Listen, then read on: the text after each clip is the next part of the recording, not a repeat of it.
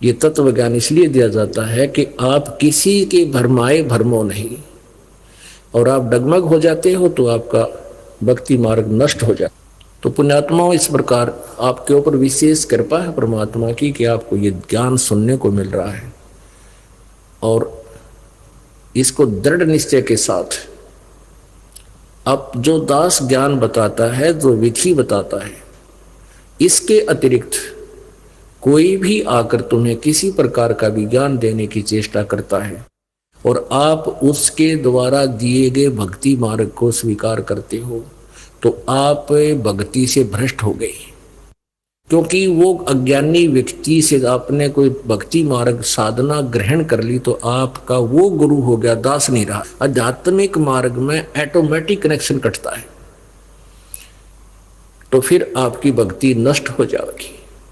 आपने इस दास के अतिरिक्त किसी के भी द्वारा दिए गए भक्ति विधि को स्वीकार नहीं करना है, ये फाइनल समझ लेना, यदि आपने इस मार्ग में सफल होना है। क्योंकि इस ज्ञान को थोड़ा बहुत सुनकर अटपट करने वाले करा कितने भटके मर गए, कहते चातुर प्राणी चोर हैं, ये मूड मुगदे ठोठ, और संतों के निकाम के उनके दो गलजोट है। बीजक की बाता कहे बीजक नाई हाथ, ये पृथ्वी डोबड़ उतर के मीठी बात। अपने गुरुदेव के द्वारा ही दिए गए भक्ति मार्ग पर चलना है। कोई कुछ भी बताए, आपका साथी भी आपको कोई कहता है कि ऐसे भक्ति करनी चाहिए, तो भी व्यर्थ है। भक्ति मार्ग में ये दास जैसे बतावे कैसे सिमरन करना है, किस मंत्र का करना है, कब करना है। श्वास उस श्वास से नाम जपो, व्यर्था श्वास मत को, ना बेराई सांस का फिर आवन होना।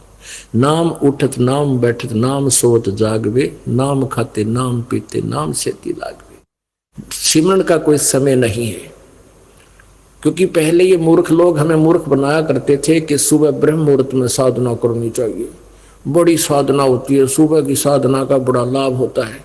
तो पहले ये इसी टाइप के लोग होते थे कि सुबह, पहले हमें कैसे मूर्ख बना रखा था इन साधकों ने, संतों ने, नकलियों ने। एक गांव में क्योंकि साधु संत पिछली भक्ति शक्ति का कोई आ गया, थोड़ी बहुत सिद्धि दिखा दी, उसकी चर्चा होगी, वहां डेरा बना दिया, वहां और भी कोई, उसके जाने के बाद और भी साधु संत भक्त साधक रहने लगे। और वो क्या करते थे, हमें आप जी को मजदूर बना कर रखते थे। वो सिर्फ इतना ही कहते थे कि तुम साधु संत की सेवा करा करो, तुम्हें बहुत धन लाभ होगा।